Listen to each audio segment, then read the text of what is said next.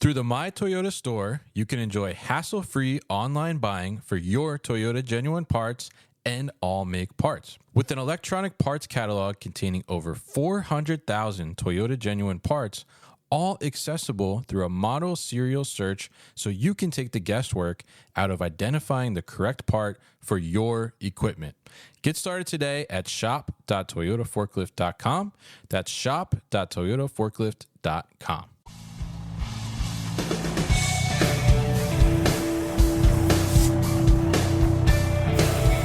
The New Warehouse Podcast, hosted by Kevin Lawton, is your source for insights and ideas from the distribution, transportation, and logistics industry.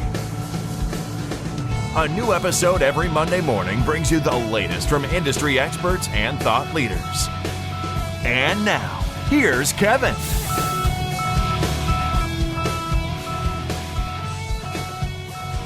Hey, it's Kevin Lawton with the New Warehouse Podcast, bringing you a new episode today. And on today's episode, I am going to be joined by Pete Grett, and he is the founder and CEO at the BlackRock Group. And he's an AI evangelist, I think, is what I see on LinkedIn. So he's very heavily into tech, very heavily into AI. And I think we're going to talk about everybody's favorite top of mind topic these days, which is AI all over the place. And specifically, we're going to dive into AI in the warehouse, because I would say that's the one question I get asked a lot from people is like, how are you using AI in the warehouse now? And we're going to see if Pete can answer that question for us and give us some background here. So Pete, welcome to the show. How are you? Thanks, Kevin. Thanks for having me. I'm doing well. Definitely happy to get you on. Happy to talk about this and talk about, some of the realities of AI and maybe some of the myths of AI too, if there are any, and what's really going on in the space. So why don't you tell us kind of a little bit about your background? Tell us about the BlackRock Group and how you kind of came to found this company. Yeah, so I started out as a 19-year-old temp worker in the warehouse and decided pretty quickly that I wanted to be able to move up in life. Yeah. And so I took any job in operations that I could. And eventually that led to a role in IT. We were put in a new warehouse management system. They said, hey, you want to be in IT? And I was like, great. So I started out with warehouse management systems, and that was about 25 years ago, coming up on 30 years ago. And I just really progressed from there and took on new responsibilities and strategy and building systems and new business implementations, things like that. Spent a majority of my career in FedEx supply chain, and for the last 6-7 years, been out on my own running a supply chain consulting firm. And for the last few months, we have started the pivot to generative AI, because we really just see that as a transformative technology that's going to change the world, not just in the supply chain space, but more broadly speaking in business. Very interesting, and definitely a great story there. Starting as a temp in the warehouse to getting to where you are now. I mean, I think that's one of the most interesting things. Sometimes I think about the warehouse environment is like, I've heard multiple stories where people have just, started out as a temp, or they just started as a forklift operator. And then, through their career, they're progressed and they're, like a VP of ops or, higher level and all these things. It's pretty interesting to hear how you can kind of figure out how to move up the operations ladder and even the company ladder too as well. So it's pretty interesting to hear from you. And it's great that you got that opportunity to go to the IT side of things, because I think probably that end user experience certainly helped you a lot, right? In understanding how to implement that system in a way that would be received fairly well by the users, I'm sure. Is that right? Yeah, absolutely right. So one of the things we really focus on is having people who have been operators, because we want to be practitioners of what we kind of preach. Yeah. And so we have folks who know how to use the tools, and our niche really is to sit between IT and the business and go, this is a really powerful investment and a really typically large investment. Let's get the most out of it. And the best way we can get the most out of it is operationalizing that investment as much as possible, right? Use the system to its full capabilities, wring every last cent of ROI out of it. And we think the best way to do that is by being operators and knowing how to run a distribution center, know how to run a supply chain and logistics in a more general sense. And that really kind of flavors everything we do. Yeah, absolutely. And I think that's such a good key to have in that experience, that like on the floor experience. And, I've been a warehouse manager before too, and been in operations and all those things. I've certainly, I've certainly had those point of contentions with IT in some cases where, they're not understanding sure. how this is translating to the floor and the operation, right? And why it won't work that way exactly. And I think it's great that you're focused on that and you recognize that as well. So I mean, tell us a little bit about kind of, because obviously you started in operations and then you pivoted over to IT. I mean, tell us what kind of really triggered like the passion for the tech and now like the AI side of things. What was the catalyst for that? So early in my career, it was honestly just ambition. I was always raising my hand if it was a step up, a step out, more responsibility, Yeah. greater opportunity. And that's how I got into IT. They're like, hey, we're doing a new system thing. And I was like, is it a promotion? And they're like, well, yeah. And I was like, okay, great. Sign me up for it. I'll do it. Not only did I work operations, but I worked third shift. I worked second shift. I worked in every area of the facility, and IT just was the next big thing. So that was a great opportunity. And a lot of that's been fairly opportunistic. Over the last few years, it's really about relationships. And that's how we've gotten into new clients and being able to service new people in the supply chain space. And then over the last few months with AI, it's just, I tried it personally and I just saw its enormous potential. There's just a lot there. I use it every single day in a variety of ways to help run the business. And then also to just color what we do. I think, unfortunately, there's a lot of companies out there that have a lot of administrative work, a lot of analysis, a lot of content creation that is just as well suited to be done by Gen AI as a person. And I see Gen AI the same way that Jules White at Vanderbilt, who leads their AI, sees it as augmented intelligence instead of artificial intelligence. It's really meant to extend people and provide more meaningful work for people, not less meaningful work.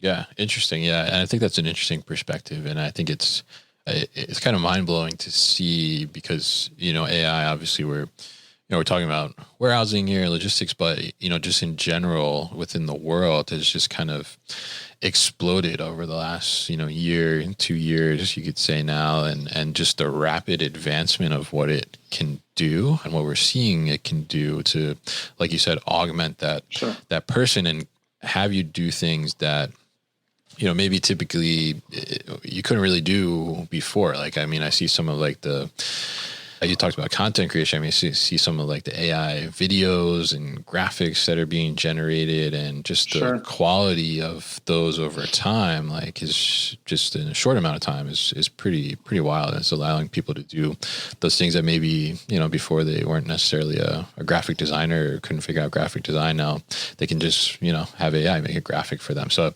I think that's pretty interesting. And I love to see it, and I think it's certainly powerful as well. But I'm curious, as we look at AI, I think the first thing that probably comes to mind for the average person is certainly like a Chat GPT type of situation, right? That's kind of like the first thing that really like came out there, I would say, and everybody was like, "Oh, Chat GPT," right?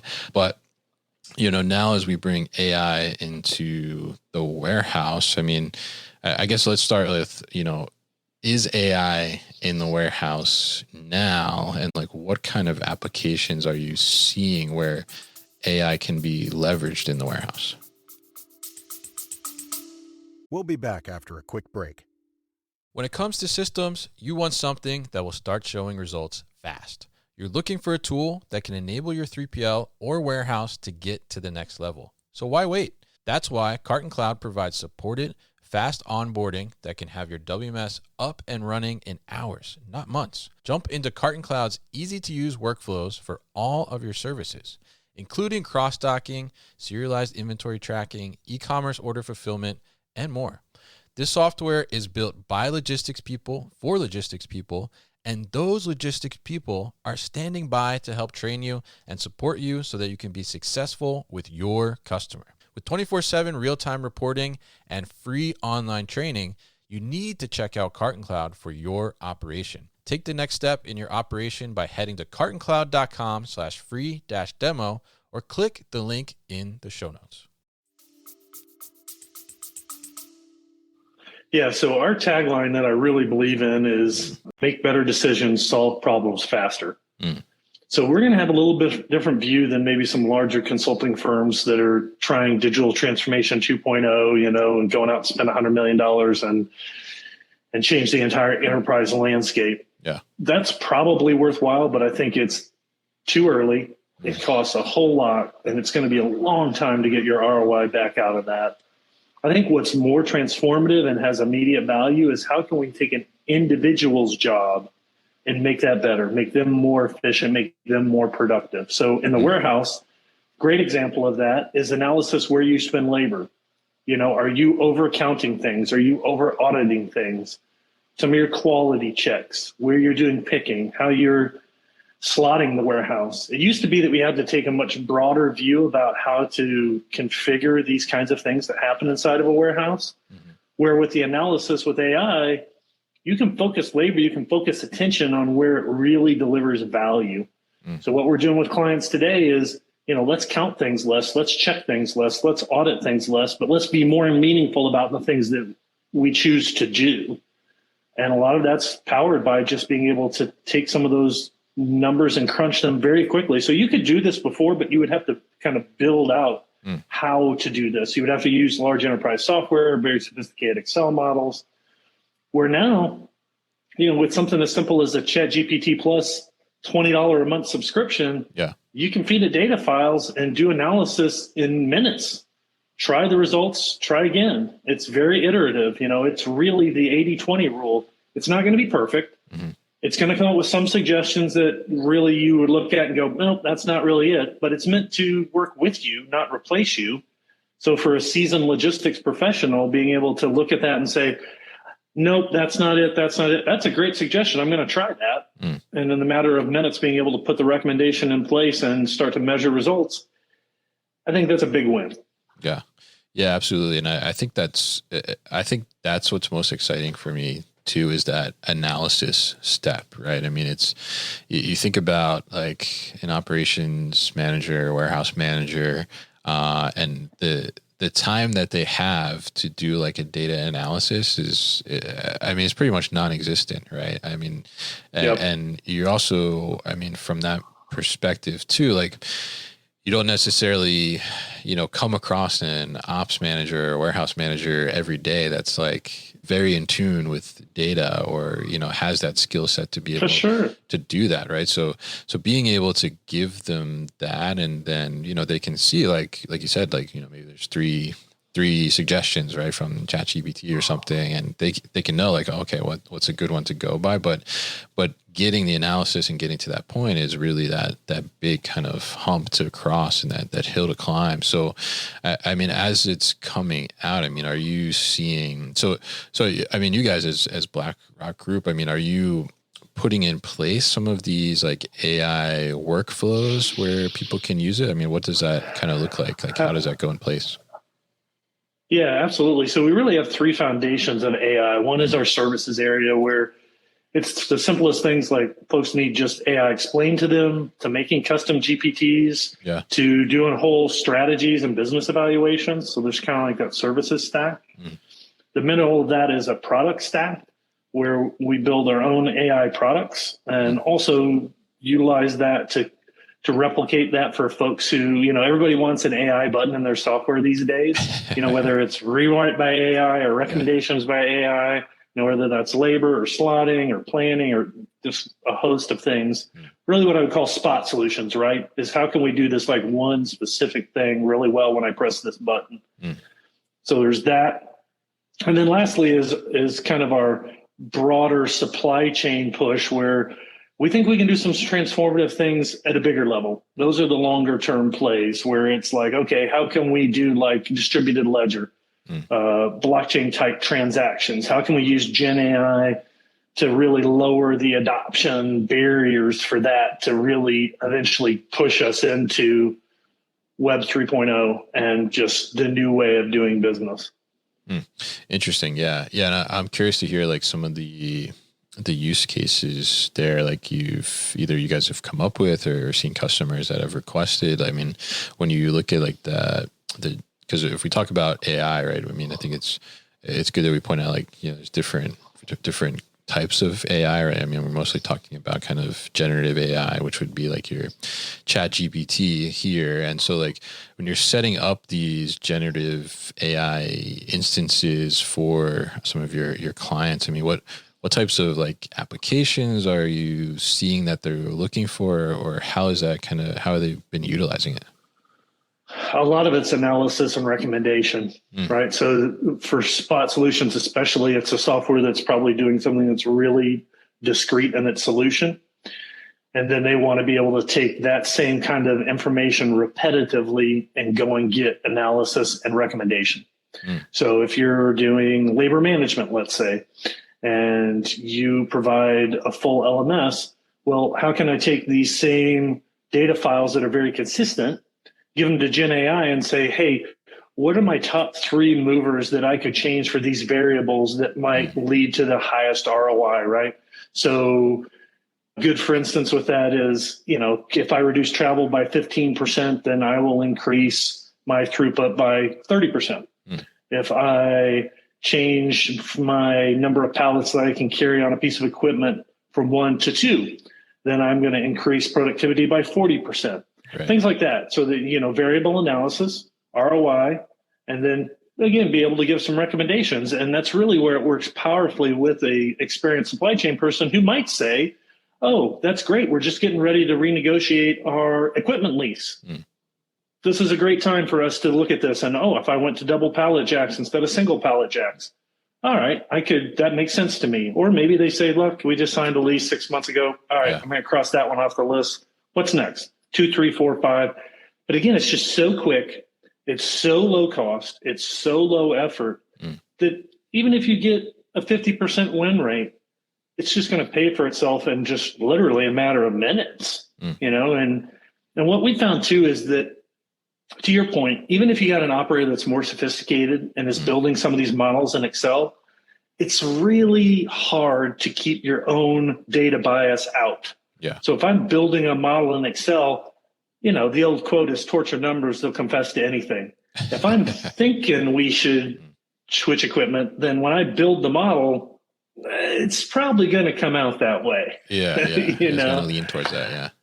It just is. It's just human nature when I'm trying it. But if I can get some recommendations and I get some at least directionally correct ROI to go, oh, okay, well, I hadn't thought about that before. I'll explore in that direction and give it some more.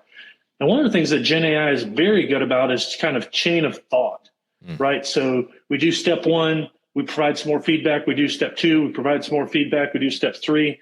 That really leads to some powerful outcomes and recommendations, and really reliable too. So that's one of the best ways to get any of the hallucinations or random things out, is to just take things a step in time and build out your process. Interesting. Yeah.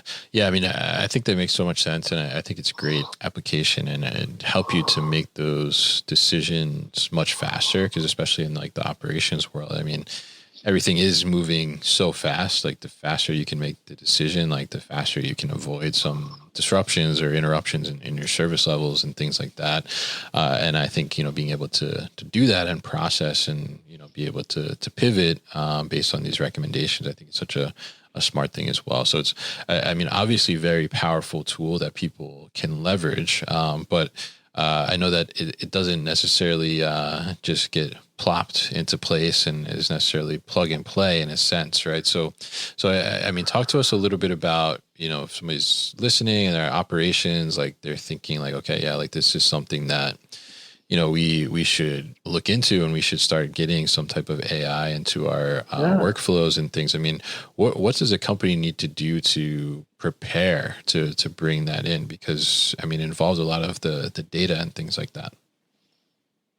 Yeah, so I think there's a couple of real foundational pieces. One is anytime you're using new technology, data is so important, right? Having access to your data, having as good a data as you can have, understanding where it comes from, what it means. Those are really, really important pieces, no matter what technology you're using these days. So the more you can invest in that, the better off you're going to be, because it's going to yield results across the spectrum of different tools you can use. The second is, I would say, it's cheap enough to get help. So that's why we keep our AI services so low. So even to do a full company strategy is $5,000. So we try to make it affordable enough so that these are OpEx expenses that don't take a lot of authorization. You want a custom GPT, $500. So it's just really cheap, really accessible. So again, that 80-20 rule, if you get some benefit from it, it's just so low cost that it's going to earn it back pretty quickly. And you think about this, right? So from like a labor perspective, a slotting perspective, utilization, storage, if you can move the needle 5 points for most organizations, that's really transformative. And then what we really try and do is to say, traditionally labor is the largest expense of this, but don't neglect things like inventory carrying costs. If you can refine your storage profile and how you do your planning and procurement, if you can reduce inventory and carrying costs by 5%, usually that has a dwarfing effect to what you spend on labor. Oh, yeah. Because everybody loves robots, everybody loves automation, and that's gotten a lot of focus in operations over the last decade. But we find that the ROI on making better decisions versus making better execution is like a factor of 10 to 1. Yeah. If you do poor planning, it doesn't matter how well you exercise your labor, you're going to be inefficient. So really, that's where we see AI being a huge lift, is make better decisions, solve problems faster. The execution stuff is a pretty well-worn path with things like Lean and Six Sigma.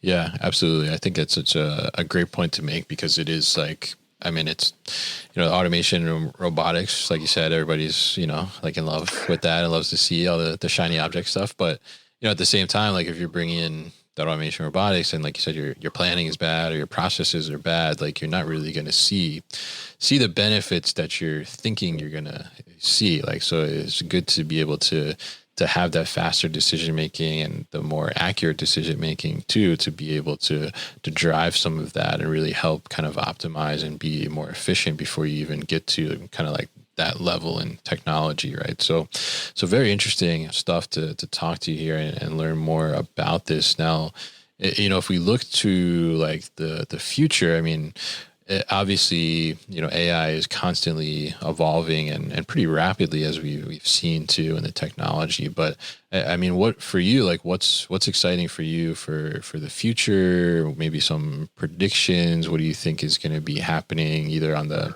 AI or just the tech front in general?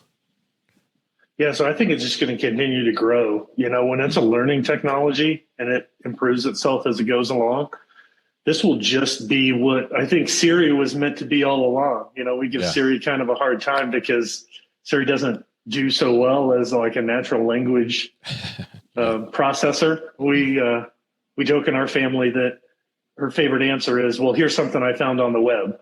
Okay, well, that's not helpful. Yeah. I think it's going to continue to evolve where it really will get to that point. You can have natural speech, text to speech back to you, and it will fully understand, and we won't have these hallucinations. We will have just basically a digital assistant that can really handle a lot of that. Some of this is a little more techie, like RAG, where we have the retrieval assisted pieces to it, the retrieval assisted generation, where it can go and get data and bring it back, right? We have reinforced learning from humans, where we help refine the model. Okay. And all of these things are just going to make it so much better. So Altman, who runs OpenAI, has already said GPT-5 is he's going to be embarrassed by GPT-4. It's just so much better. This technology isn't growing in a linear path. It's not like it's 2 times better. Every change is like, it's a logarithmic scale. It's like it's 10 times better. And every change, then, 2 changes, it's 100 times better. And that's really where our future is. I think the bigger challenge for us is there's not enough computing power available and the natural resources it takes to run that computing power to really do that for everybody. So we have to unlock other kinds of technologies like quantum computing to really be able to feasibly step into our future and have enough natural resources to do that sustainably. Hmm. Yeah, very interesting. And I think it is just, I mean, it's just mind blowing. Like you said, I mean, the way that it's scaling and evolving just so rapidly. Like you said, like the next iteration isn't like, it's just a little bit better. It's like, just like almost like light years ahead, right? Than the last Yeah. one. And only in a short period of time too. I mean, not even like extended amounts of time in between these updates. I mean, I think it's pretty remarkable, and it'd just be very interesting to see how it continues to evolve in general, and then also evolve like within the warehouse space too, and the different use cases that people start to come up with. So it's very interesting to talk to you here, Pete, and dive into this topic that everybody loves to talk about, AI, right? And have all these questions about it. And hopefully we answered some of them today, and very interesting to see how you guys are developing it and putting some use cases into place for warehouse operations, and taking into consideration your experience from the floor too, I think, which is a great thing as well for the end user to have that great user experience. So really appreciate you coming on. And if people are interested in learning more about the BlackRock Group or getting in touch with you, what's the best way to do that? Best place is on LinkedIn, Pete Grett on LinkedIn, and I'm the only one there, so you'll find me. All right, great. And we'll definitely put that link at thenewwarehouse.com as well, and in the show notes so people can easily find it. So, Pete, thank you very much for joining me today, and thank you for your time on the show. You've been listening to the New Warehouse Podcast with Kevin Lawton. Subscribe and check us out online at thenewwarehouse.com.